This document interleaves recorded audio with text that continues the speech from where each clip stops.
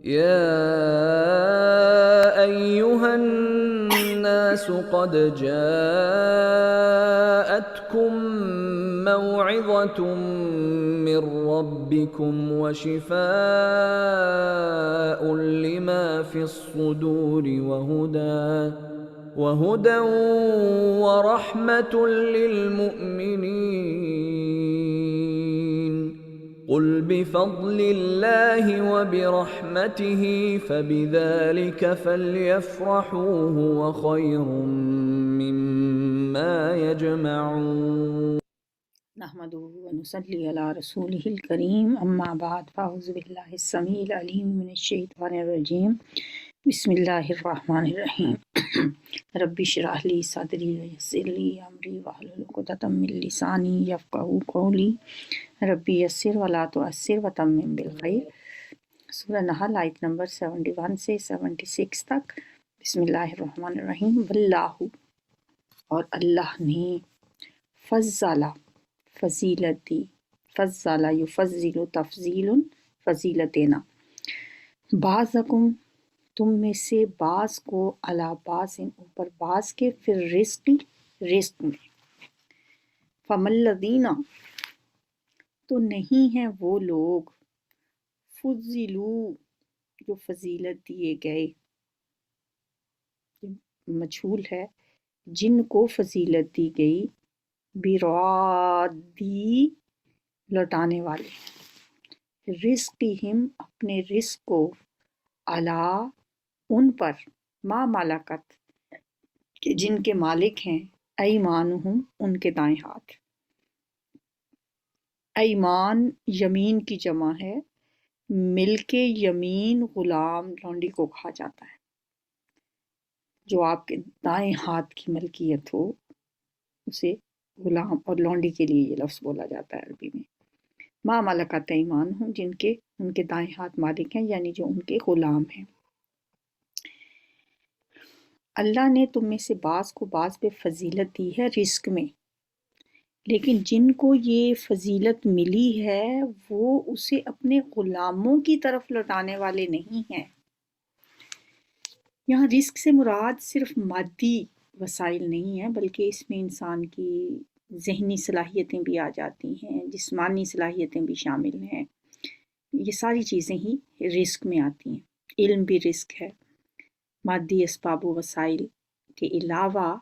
جتنی بھی ذاتی صلاحیتیں ہیں جو مختلف انسانوں کو مختلف اعتبار سے اللہ تعالیٰ نے ایک دوسرے پہ فضیلت دی ہے، یہاں اس کی بات ہو رہی ہے کہ جس کو جس چیز پہ فضیلت دی ہے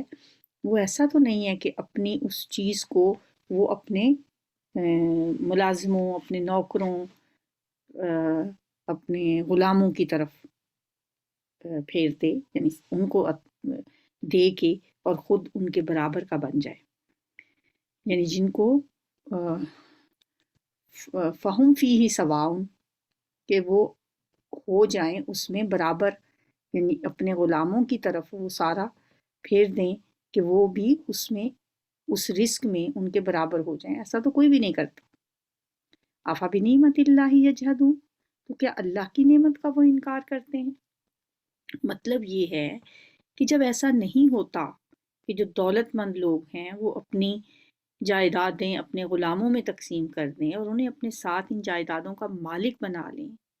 تو اگر تم لوگ اپنے غلاموں کو اپنے ساتھ اپنی ملکیت میں شریک نہیں کرتے تو کیا اللہ تمہارے جھوٹے معبودوں کو اپنے برابر کر لے گا؟ کیا ایسا ممکن ہے؟ اور یہ جو ان لوگوں کا خیال ہے کہ ایک بڑا خدا ہے اور کچھ چھوٹے خدا ہیں، یہ چھوٹے خدا بڑے خدا سے ان کی سفارش کریں گے، تو کیا اللہ پر ان میں سے کسی کی دھونس چل سکے گی؟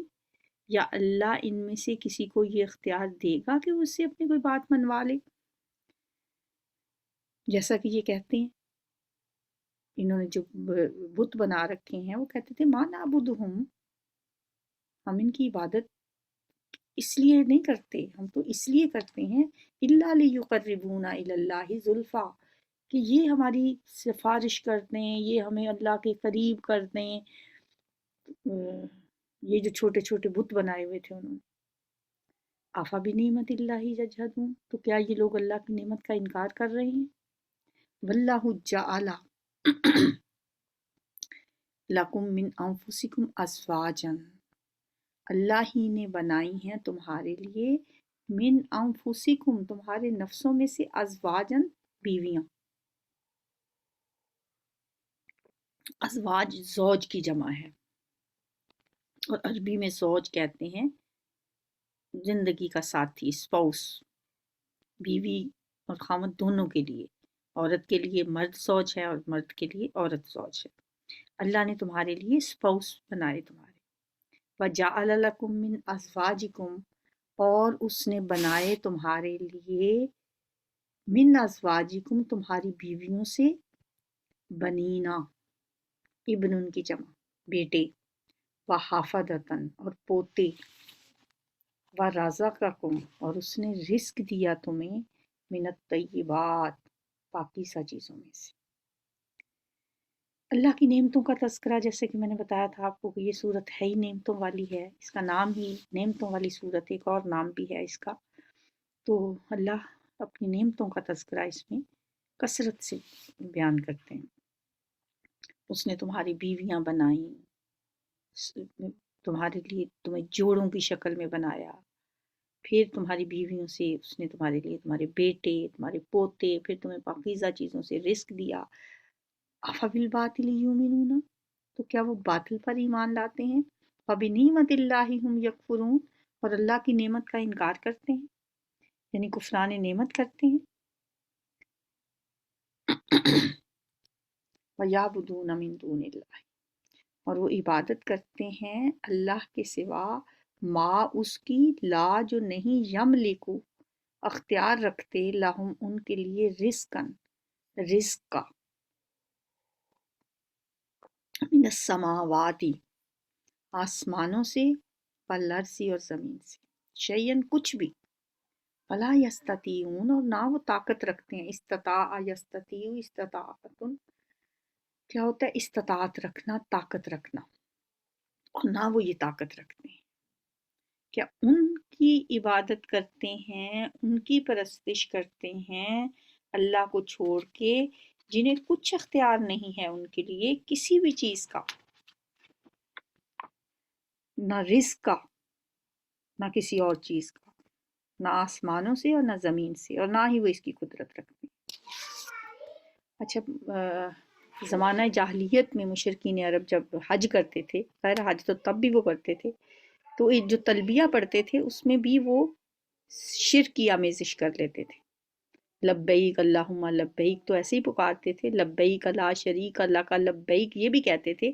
फिर आगे कहते इल्ला शरीकन तमलिकुहु व मा मलक, यानी मैं हाजिर हूँ ऐ अल्लाह, मैं हाजिर हूँ, तेरा कोई शरीक नहीं, मैं हाजिर हूँ सिवाय उस शरीक के कि उसका और जो कुछ उसका अख्तियार है सबका मालिक तू ही है, यानी बिलाखिर अख्तियार तेरा ही है, और तेरा कोई शरीक तुझसे आज़ाद होकर खुद मुख्तार नहीं है। चुनाचे जैसे है ना कि क्रिश्चियंस ने तौहीद को ट्रिनिटी में बदला, तसलीस में, फिर तसलीस को तौहीद में ले आए। इसी तरह ये अरब के जो मुशरिक थे वो भी तौहीद में शिर्क पैदा करते और फिर शिर्क को तौहीद में लौटा देते। तो यहाँ ये फरमाया जा रहा है कि वो इबादत करते हैं अल्लाह के सिवा उसकी जिनका कोई इख्तियार नहीं है, ना ज़मीन में, ना आसमान में, और ना ही वो कोई ताकत रखते हैं। और यहाँ फरमाया फला तज़रिबू लिल्लाहिल अमसाल, ना बयान करो अल्लाह के लिए मिसालें। इन्नल्लाह यालमु, बेशक अल्लाह जानता है, व अंतुम ला तालमून, और तुम नहीं जानते। अल्लाह के लिए मिसालें बयान ना किया करो। इससे पहले हमने पढ़ा था वलिल्लाहिल मसलुल आला, अल्लाह की मिसाल सबसे बुलंद है, लेकिन इसका तर्जुमा आमतौर पर यूँ किया जाता है कि अल्लाह की सिफ्त बहुत बुलंद है, या अल्लाह की शान बहुत बुलंद है, इसलिए कि अल्लाह के लिए कोई मिसाल बयान नहीं की जा सकती। बाज़ औक़ात हम कुछ तमसीली अल्फाज तो इस्तेमाल करते हैं, लेकिन ऐसे अल्फाज से हम ना तो हकीकत का इजहार कर सकते हैं और ना ही अल्लाह की सिफ़ात और उसके अफ़ाल की हकीकत को जान सकते हैं। इसलिए मना कर दिया गया है कि अल्लाह के लिए मिसालें बयान ना किया करो। इसकी वजह ये है कि ہم اگر اس ہستی کے لیے کوئی مثال لائیں گے تو اس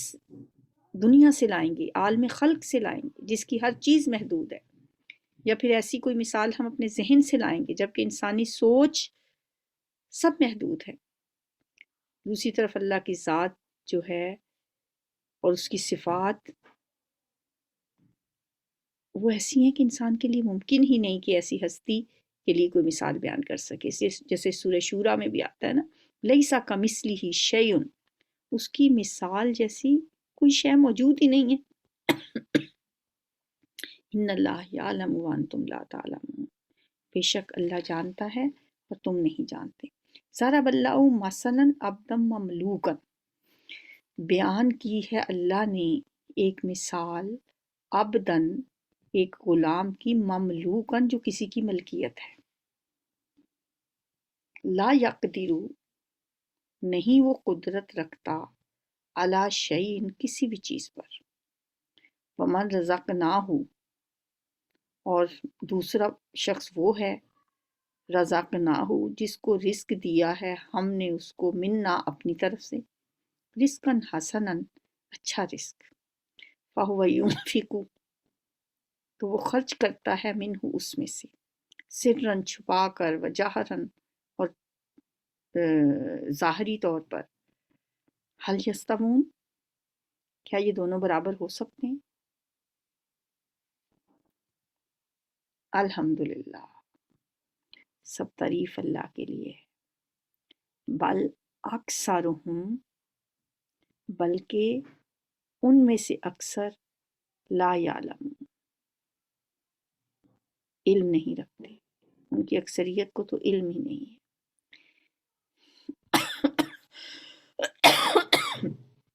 یعنی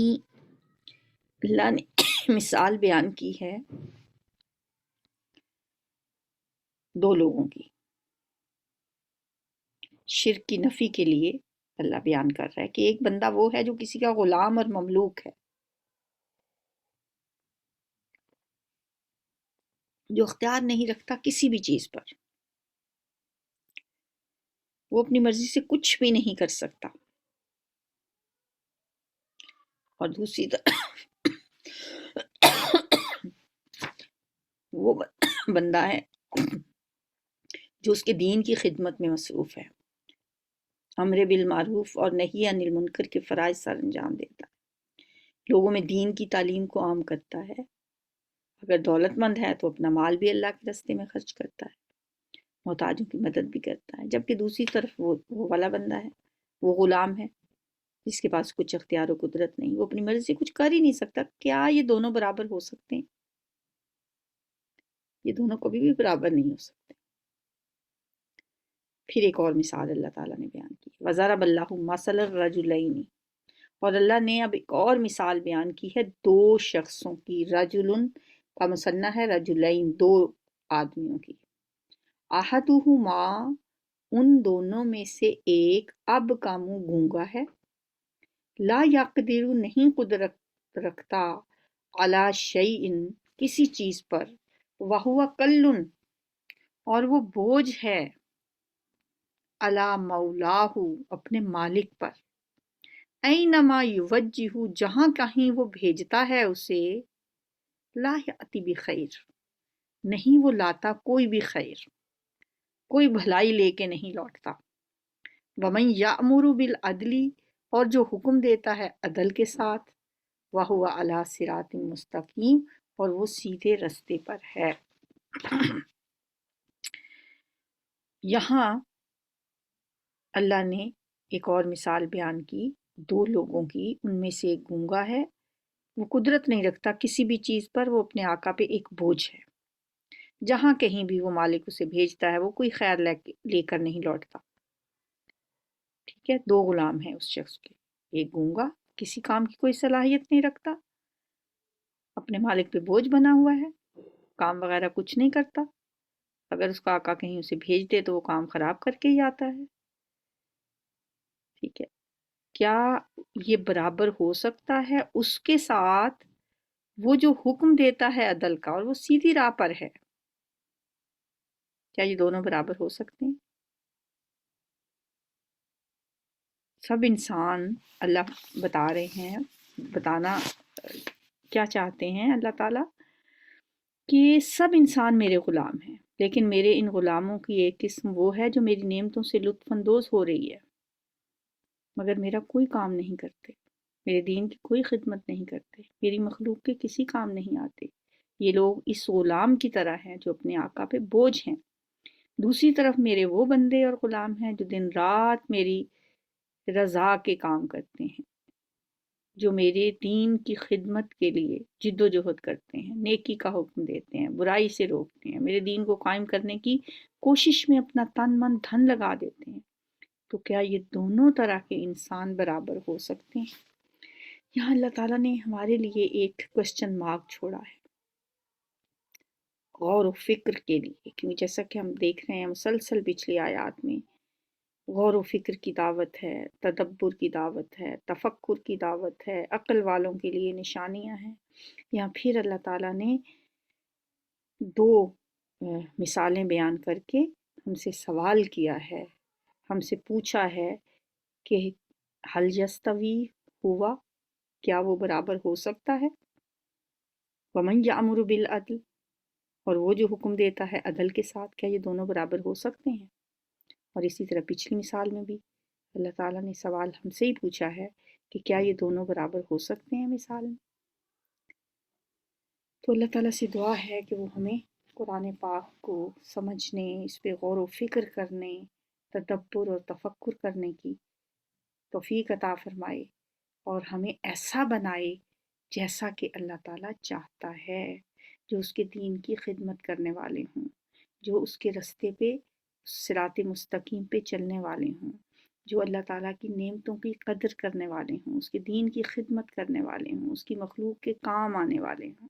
امر بالمعروف اور نہی عن المنکر کرنے والے ہوں، نہ کہ اس غلام کی طرح جو اپنے مالک کے اوپر بوجھ ہے، کوئی کام سیدھا نہیں کرتا۔ تو اللہ تعالیٰ سے ہم یہی دعا کرتے ہیں کہ وہ ہمیں صراط مستقیم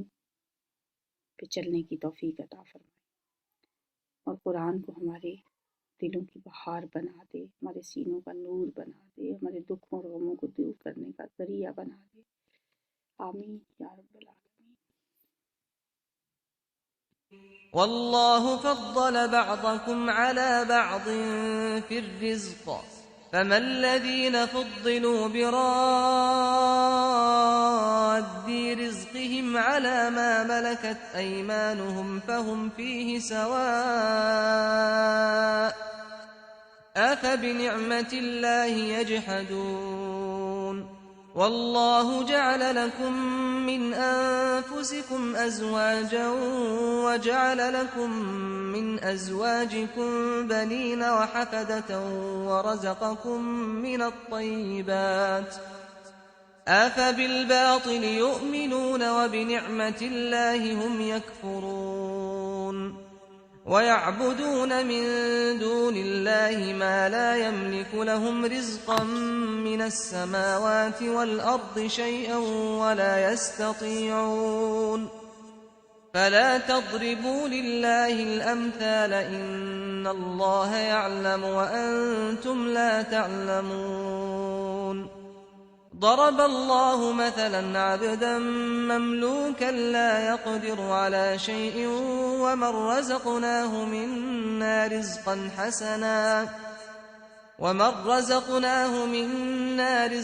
حسنا فهو ينفق منه سرا وجهرا هل يستوون